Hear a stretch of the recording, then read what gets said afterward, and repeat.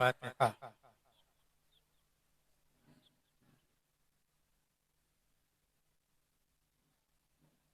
इज़ा नाया बिद्दयारि बुअद फ़अन्त हिर्ज़ी व मुस्तराही फ़कुन शफ़ीई इला मलिकिन यदउल बराया इलल फ़लाही। सल्लल्लाहु तआला व सल्लम अला खैरि ख़ल्क़िही व आलिहि व सहबिही अजमईन व हक़्क़ि ला इलाहा इल्लल्लाह मुहम्मदुर रसूलुल्लाह सल्लल्लाहु। The Prophet, peace and blessing be upon him, said, respect the religious scholar because they are vicegerent of the Prophet, and the other words, akrimul ulama fa innahum warathatul anbiya. That's why I'm taking bliss from foods of ulama and start our conversation by these words, Alhamdulillahi kafa. Wa salatu wa salamu ala Muhammadin nabiyyikal Mustafa. ورسولك المرتضى وحبيبك المصطفى وآله ذوي الصدق والصفاء وصحبه أولي الحب والوفاء وخلفائه ساداتنا أبي بكر الصديق الأكبر وعمر الفاروق الأعظم وعثمان الغني ذي النورين وأسد الله علي المرتضى وولده الإمام حسن المجتبى وصبته الإمام حسين الدافع الكرب والبلاء وفلزد كبده البتول الزهراء سيدة النساء وابنه سيدنا عبد القادر غوث الوراء وسراج أمته سيدنا أبي حنيفة إمام أئمة الهدى وعلى مجدد الأعظم لدينه وملته مرشدنا أحمد رضا وعلى الذي ما زال ردد مخالف سنة محسنين أختر رضا. أما بعد فأعوذ بالله من الشيطان الرجيم بسم الله الرحمن الرحيم وقرن في بيوتكن ولا تبرجن تبرج الجاهلية الأولى صدق الله العظيم. अक़ीदत व मोहब्बत के साथ मरकज़ अक़ीदत अरवाहुना फ़िदा, जिनकी मौज से समंदर का तमव्वुज, जिनकी रोशनी से सूरज का तनव्वुर, जिनकी हरकत से कमरैन का तहर्रुक, जिनकी सांस से कायनात का तनफ्फुस, जिनकी मुस्कुराहट से यूनिवर्स का तबस्सुम, जिनके बाल मुबारक को वक्त के मुजद्दिद ने देखा तो कलम से कहा लिख, तेल की बूंदे टपकती नहीं बालों से रजा, सुबह यारिस पे लुटाते हैं सितारे गेसो। उस रसूल हाशमी की बारगाह में मुक़द्दस सरजमीन से दुरूद शरीफ पढ़ेंगे, जिनकी आंखों की बिनाई को वक्त के कलंदर ने देखा तो कलम से कहा लिख, जिस तरफ उठ गई दम में दम आ गया, उस निगाहे इनायत पे लाखों सलाम। उस रसूल मदनी की बारगाह में दुरूद शरीफ पढ़ेंगे, जिनके दिल को वक्त के मुजद्दिद ने देखा तो कलम से कहा लिख, शम्अ दिल मिश्कातन सीना जुजाजा नूर का, तेरी सूरत के लिए आया है सूरह नूर का। उस रसूल अरबी की बारगाह में दुरूद शरीफ पढ़ेंगे, जिनका वजूद लम यख्लुक़िर रहमानु मिस्ल मुहम्मदी अबदन व इल्मी अन्नहु ला यख्लुक़ु। Allah didn't create like the Prophet, peace and blessing be upon him, and he will never create like him. That's why my Imam Ahmad Raza said, lam याते नज़ीरो कफ़ी नज़रिम मिसले तू नशुद पैदा जाना, जगराज के ताज तुरे सरसो है तुझको शहे दूसरा जाना। अक़ीदत व मोहब्बत के साथ पढ़े अल्लाहुम्मा सल्लि अला सय्यदना व मौलाना मुहम्मदिन व आलिहि व सहबिहि बारिक वसल्लम सलातु व सलामुन अलैका या रसूलल्लाह सल्लल्लाहु तआला अलैहि वसल्लम। आज हमारी गुफ्तगू का उन्वान है मुस्कान और यहूदी फितना।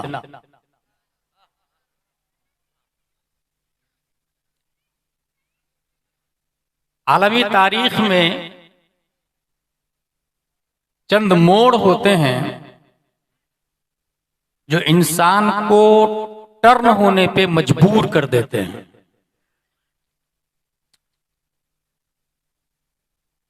ये सिर्फ आज का कंपैरिजन या आज का कंपटीशन या आज का चैलेंज और मुकाबला नहीं। अक्ल का मजहब के साथ, रिलीजन और दीन के साथ इब्तिदाही से कंपटीशन चला। जिस मजहब ने अक्ल के सामने घुटने टेक दिया वो खत्म हो चुका है, और जिस मजहब ने अक्ल को घुटना नहीं सजदा करने पे मजबूर कर दिया है वो अभी भी बाकी है और कयामत तक बाकी रहेगा।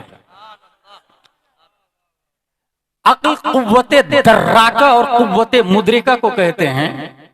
मीर सैयद शरीफ जुरजानी ने 7 तारीफें की है, उनमें से एक ये है, अक्ल दिल में उस नूर को कहते हैं जिसमें हक को बातिल की मारिफत हासिल हो। अक्ल ये फ्लेक्सिबल है, जैसे रबर होता है, उसको आप खींचे तो बहुत दूर तक बड़ा होता चला जाता है, और छोड़ देते जिस नुक्ता से वो बढ़ा था उसी पर सिमट आता है। यही हाल हर आकिल की अक्ल का है। वो यूज करे उसको तो उसकी अक्ल बढ़ती चली जाती, बढ़ती चली जाती, बढ़ती चली जाती, यहां तक कि अ मैन कैन फ्लाई, एक इंसान उड़ सकता है in the sky, but upper sky, वो ऊपर भी जा सकता है। और यूज नहीं करे तो सिर्फ वॉकिंग ही नहीं बल्कि वो तहते तुराब भी जाता है। कुरान शरीफ ने उसकी तरफ इशारा किया, उलाई का कल अनआम, वो जानवर से भी बदतर हो जाता है। कलंदर लाहौरी ने इस मोमेंट की तर्जमानी की, घटे तो एक मुश्त खाक है इंसान, बढ़े तो उसअते कौनैन में समा ना सके। अक्ल, इंसान इस वक्त दुनिया में 208 कंट्री है और हर एक कंट्री के कॉन्स्टिट्यूशन बने हुए हैं, संविधान बना हुआ है, नियम बना हुआ है, बायलॉज बना हुआ है। 1857 से लेकर 1947 के दौर को गदर का दौर कहा जाता है, और जस्ट एक साल के बाद 1948 में कॉन्स्टिट्यूशन ऑफ इंडिया बनता है। और इसका मुख्य और मेन राइटर का नाम है डॉक्टर भीमराव अंबेडकर। वो तन्हा नहीं लिखा है, कंपनी थी, अफराद और भी थे उसके साथ में। कॉन्स्टिट्यूशन ऑफ डरबन को भी एक राइटर ने लिखा, लीबिया को भी एक राइटर ने लिखा, अमेरिका को भी एक राइटर ने लिखा। 208 कंट्री में हर कंट्री का यही हाल है, उसके कॉन्स्टिट्यूशन को लिखा गया है। और इंसान जब कॉन्स्टिट्यूशन या संविधान बनाता है तो अक्ल और इल्म की वजह से बनाता है। ये याद रहे, इसमें रिलेशन नहीं चलता, इसमें जात नहीं चलती, ये देखा जाता है कि माइंडेड कौन है और इल्म किसके पास ज्यादा है। अगर इंसान को बुर्जुल खलीफा बनाना हो तो रिलेशन नहीं ढूंढता है, बुर्जुल मलिक बनाना हो रिलेशन नहीं ढूंढता, वो क्वालिटी को ढूंढता है, चाहे वो ईस्ट का हो या वेस्ट का, साउथ का हो या नॉर्थ का, क्योंकि उसको क्वालिटी चाहिए, उसको रिश्तेदार को आगे नहीं बढ़ाना। यही हाल किसी भी मुल्क के कॉन्स्टिट्यूशन को लिखते समय मलहूज रखा जाता है, वहां रिश्तेदारी नहीं देखी जाती है, अक्ल और इल्म देखा जाता है। हम ये जानना चाहते हैं कि हुजूर सल्लल्लाहु ताला अलैहि वसल्लम की अक्ल का क्या हाल है और हुजूर सल्लल्लाहु ताला अलैहि वसल्लम के इल्म का क्या हाल है। जहां तक बात अक्ल की है, हुजूर सल्लल्लाहु ताला अलैहि वसल्लम, हजरत जिब्रील अलैहिस्सलाम कहते हैं, मैंने सीने मुस्तफा को फाड़ा, फीहे ऐनान तबसुरान व उज़नान तस्माआन। नबी के दिल में 2 कान देखे और दोनों कान सुन रहे थे। 2 आंखें नबी के दिल में देखी मैंने और दोनों आंखें देख रही थी। पता चला सर में 2 कान, दिल में 2 कान, नबी के पास 4 कान, सर में 2 आंखें, दिल में 2 आंखें, नबी के पास 4 आंखें हैं।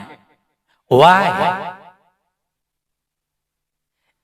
जिस वक्त BMW का ड्राइवर कार ड्राइव करता है, एक ग्लास राइट में होता है राइट वाले के लिए, एक लेफ्ट में होता है लेफ्ट वाले के लिए, एक सामने ड्राइवर के ऊपर लेफ्ट साइड में होता है बैक वाले को देखने के लिए, और बहुत बड़ा ग्लास 2x3 का या 2.5 बाई 3.5 का या 2.5 का लगा हुआ होता है सामने वाले को देखने के लिए।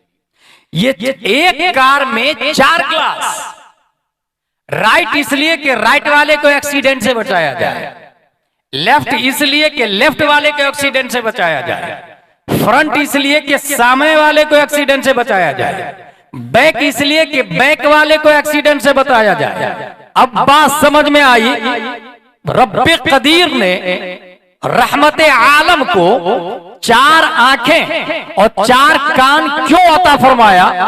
ये जब कार को देखा, फॉर्च्यूनर को देखा, ऑडी को देखा, फरारी को देखा, तो बात समझ में आ गई कि उन्हें चारों तरफ एक्सीडेंट से बचाना होता है, उन्हें चारों तरफ देखना होता है। प्यारे मुस्तफा को रब्बे कदीर ने सिर्फ सामने वाले को चलाने के लिए नहीं पैदा किया, सिर्फ राइट वाले को चलाने के लिए नहीं पैदा किया, सिर्फ लेफ्ट वाले को चलाने के लिए नहीं पैदा किया, सिर्फ अरब को चलाने के लिए नहीं पैदा किया, सिर्फ अजम को चलाने के लिए नहीं पैदा किया, बल्कि खालिके कुल ने मुस्तफा को हाकिमे कुल बना के पैदा किया। इसीलिए रब्बे कदीर ने मुस्तफा को 4 आंखें बताई ताकि दुनिया को हादसात से बचाया जाए, 4 कान अता फरमाए ताकि बंगाल का इंसान भी पुकारे तो मुस्तफा वैसे ही सुने जैसे मदीने का इंसान पुकारता है तो मुस्तफा सुनता है।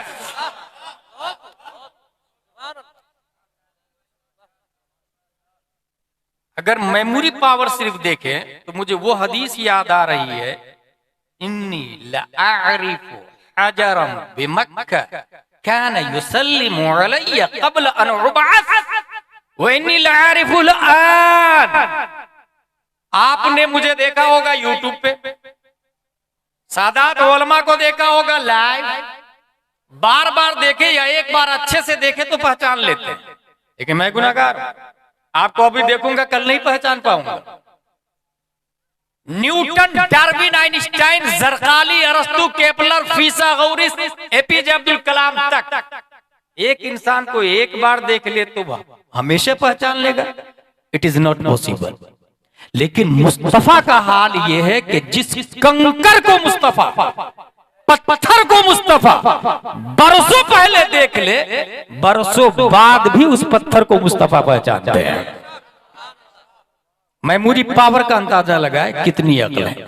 डॉक्टर भीमराव अंबेडकर ने कॉन्स्टिट्यूशन ऑफ इंडिया लिखा, फ्लेक्सिबल है, चेंजेबल है, तरमीमेबल है, क्योंकि उसने माजी को देखा, माजी प्रेजेंट नहीं है उसके पास, फ्यूचर को देखा नहीं, गेसिंग किया, अनुमान लगाया।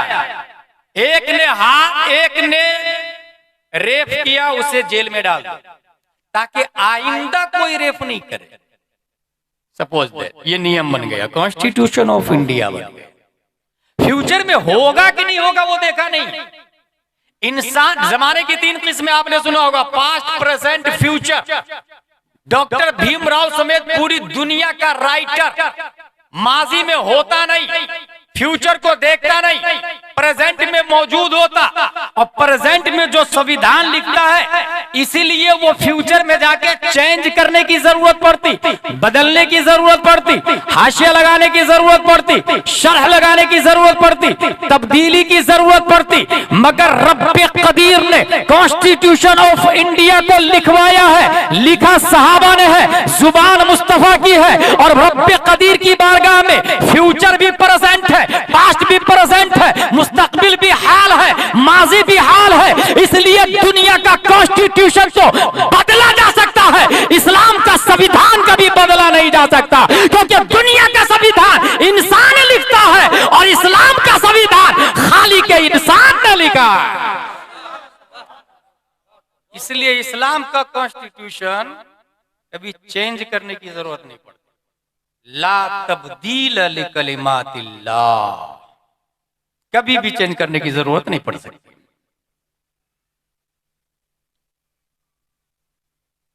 कॉन्स्टिट्यूशन लिखा कहां पर है पता है आप लोग? कागज। कागज बनता काहे से? वुड्स, ट्रीज, नबाता, दरख्त से कागज बनता है।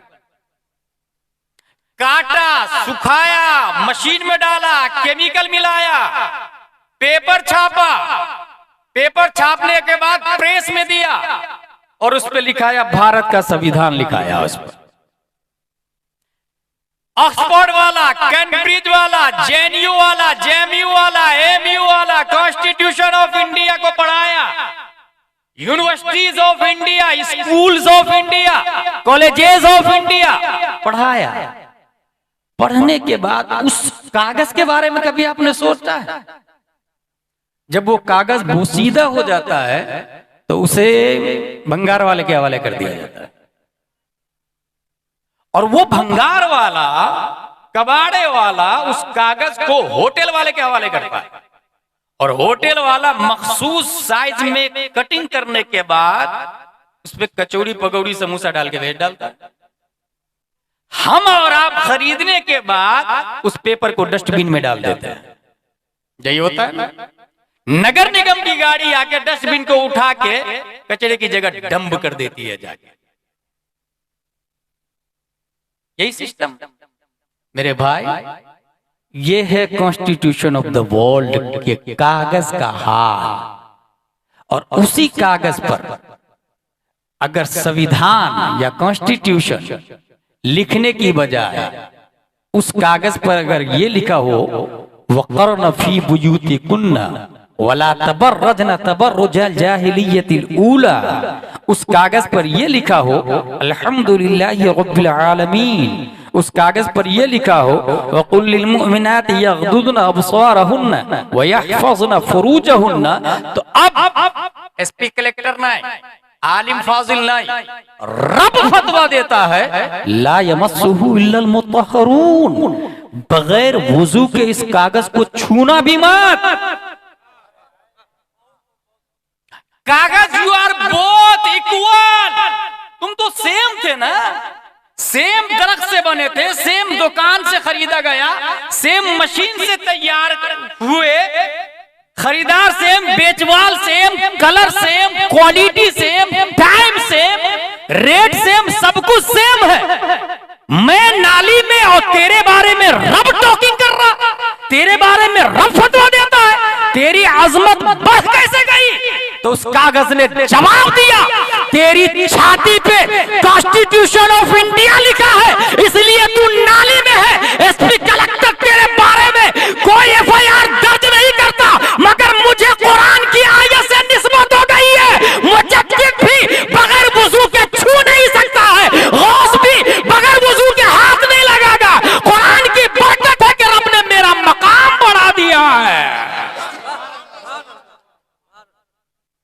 कुरान ने उस कागज को कितना ऊपर उठाया कि रब बोल रहा, रब फरमा रहा है ला यमस्सुहु इल्लल मुत्तहरून, बगैर वुजू के, बगैर वुजू के छूना भी हराम है भाई साहब, बगैर वुजू के। कॉन्स्टिट्यूशन ऑफ इंडिया क्या है हिजाब के बारे में? Article 25, freedom of conscience and free profession, practice and propagation of religion, ये मेन आर्टिकल है मतन। कॉन्स्टिट्यूशन ऑफ इंडिया में मतन है, फिर उसकी शरह भी है। ये मेन मतन है जो मैंने पढ़ा। इसमें 4 चीजें आई है। कॉन्शियंस पहला लफ्ज, प्रोफेस दूसरा लफ्ज, प्रैक्टिस तीसरा लफ्ज, प्रोपगेट चौथा लफ्ज।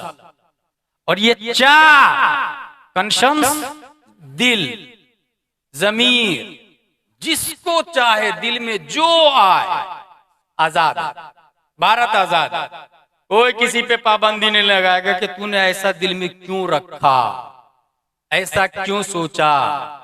एक को पूजो या 50 को पूजो, 360 करोड़ को पूजो या किसी को मत पूजो। नास्तिक भी भारत में रहते हैं, 360 वाले भी भारत में रहते हैं, और मुवहिदीन भी रहते हैं, एक अल्लाह की इबादत करने वाले भी रहते हैं। आजाद है constitution of India, freedom, freedom of religion. दूसरा लफ्ज है प्रोफेस, प्रोफेस की भी आजादी, दावा भी कर सकता है, कोई रोकेगा नहीं। मैं तो सूरज को पूजूंगा भाई, कोई पाबंदी नहीं इंडिया में। मैं चांद को पूजूंगा, मैं तो चूहे को पूजूंगा, कोई नहीं बोल सकता है। मैं छछुंदर को पूजूंगा, कोई नहीं बोलेगा। मच्छर मेरा भगवान है, कोई नहीं बोल सकता है। आजाद है। भारत का संविधान बोलता है, कॉन्स्टिट्यूशन। और याद रखिएगा, कॉन्स्टिट्यूशन सुप्रीम कोर्ट से भी बड़ा होता है। जिस तरीके से कुरान की आयत मुफ्ती के फतवा से ज्यादा वैल्यू रखती है, ऐसी कॉन्स्टिट्यूशन सुप्रीम कोर्ट के जज के डिसीजन से ज्यादा पावर रखता है। ये ज़हन में रहे। दावा, प्रोफेस, कोई कैसा भी दावा करे, भारत आजाद है। तीसरा लफ्ज प्रैक्टिस, अमल भी करे, इबादत करे, त्योहार मनाए, ईद करे, प्रोग्राम करे, कोई रोक टोक नहीं, भारत आजाद है। और चौथी चीज है propagate, freedom of propagation also we got by constitution of India my bro. हमें तबलीग की भी इजाजत दी गई, फोर्सली किसी को नहीं कर सकते, लेकिन तबलीग की भी इजाजत है इंडिया। आप अपने मजहब की नशर इशाअत कर सकते हैं, भारत आजाद है। ये चार चीजें कॉन्स्टिट्यूशन ऑफ इंडिया में लिखा हुआ है, चार चीजें लिखी हुई। उसके बावजूद कोई बोलता है 26 आयतों को हटा दो, कोई बोलता है नकाब मत पहनो, कोई बोलता है 3 तलाक पे पाबंदी लगा दो, कोई बोलता है नमाज मत पढ़ो, अजान से हमको तकलीफ हो रही, कोई बोलता है लव जिहाद कर रहे हो तुम लोग, कोई इनकाउंटर के नाम पर कत्लेआम कर रहा है, कोई बीफ के नाम पर कत्लेआम कर रहा है, कोई कह रहा वंदे मातरम बोलना होगा वरना भारत छोड़ना होगा। मेरे भाई, ये कॉन्स्टिट्यूशन ऑफ इंडिया का वायलेशन नहीं हो रहा, ये धज्जियां नहीं उड़ाई जा रही, ये जनाजा नहीं निकाला जा रहा। ये तो कॉन्स्टिट्यूशन की बात थी। हिजाब के हवाले से एक जगह नहीं 10 जगह से ज्यादा आया कुरान शरीफ में, और आपको 50 वाकयात हदीस शरीफ और सहाबा और ताबेईन और तबे ताबेईन और औलिया से मिल जाए हिजाब के हवाले से। मैं आपको यहूदी फितना, मौजू क्या बताया मेरा, मुस्कान और यहूदी फितना। आपको हैरत की बात बताने जा रहा हूं मैं। आज से तकरीबन 1400 साल पहले की बात है, जंगे बद्र से पहले जब प्यारे मुस्तफा मदीना तशरीफ लाए थे, तो मदीने में यहूदियों के 3 बड़े कबीले थे। एक का नाम था बनी कैनका, दूसरे का नाम था बनी नुदैर, तीसरे का नाम था बनी कुरैजा। बनी कैनका, बनी नुदैर, बनी कुरैजा और मुआहदा मीसाके मदीना के नाम से आलमी तारीख में महफूज है।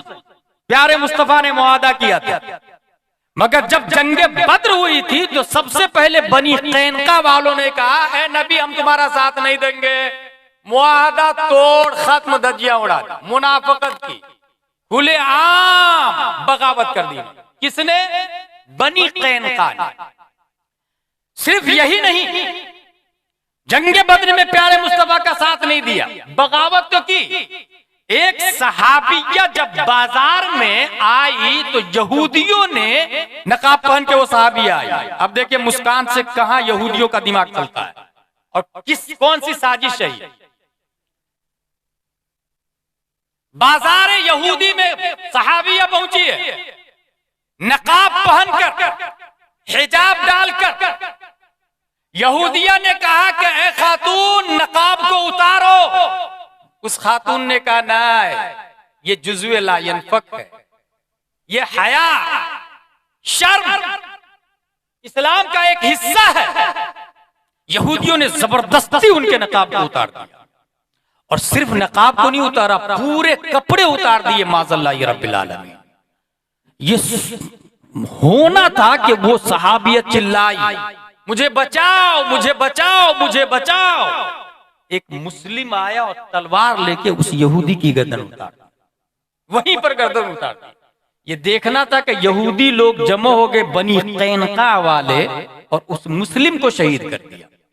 प्यारे मुस्तफा सल्लल्लाहु तआला अलैहि वसल्लम मौके वारदात पर तशरीफ लाए, शर्मो हया का एहसास दिलाया, आर दिलाया, बजाय इसके कि वो लोग तौबा करते, रुजू करते, माफी मांगते, नबी को जंग का चैलेंज करते।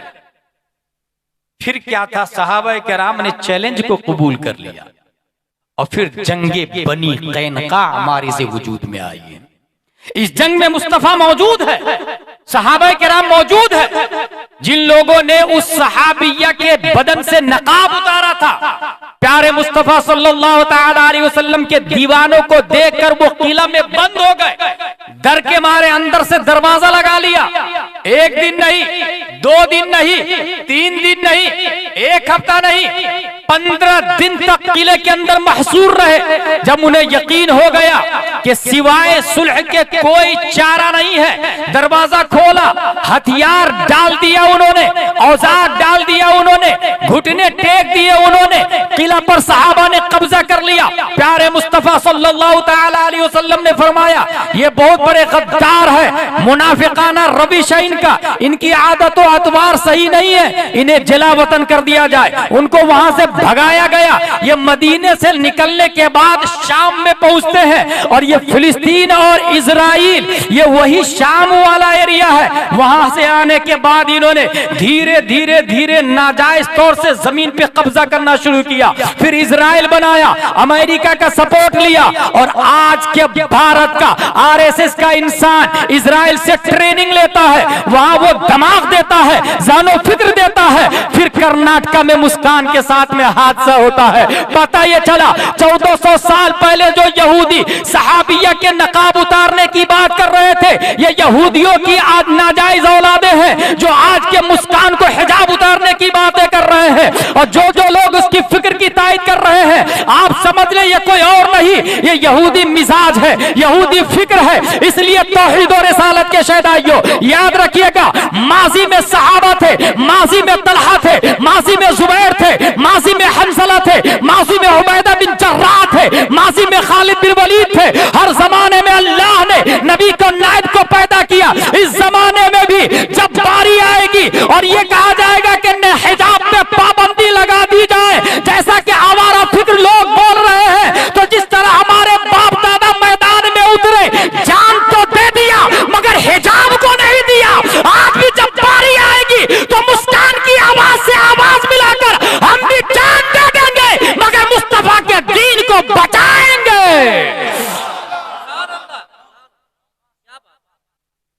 ये एक फैक्ट तारीख थी मेरे भाई। हिजाब के हवाले से कुरान मुकद्दस की आयत नंबर 1 सूरह अहज़ाब आयत नंबर 33, वक़र्न फी बुयूतिकुन्न वला तबर्रजन तबर्रुजल जाहिलियतिल ऊला। ये जाहिलियत ऊला क्या है? औरतें अपने अपने घरों में रहें और ज़माने गुज़िश्ता जाहिलिया के तरीके से सिंगार का दिखावा करती न फिरे। ये कुरान की आयत। ये जमाना जाहिलियत क्या है? इब्ने कसीर ने इस हवाले से लिखा है कि नूह अलैहिस्सलाम और इदरीस अलैहिस्सलाम के दरमियान, यानी 5000 साल पहले की तारीख बता रहा हूं, 5000 साल पहले लोग मर्द के हाथ में औरतें अपना हाथ डाल के चलती थी। इख्तिलात होता था, मर्द चारों तरफ से होते थे और बीच में औरत होती थी, और वो डांस करती थी, रक्स करती थी, वो नाचती थी।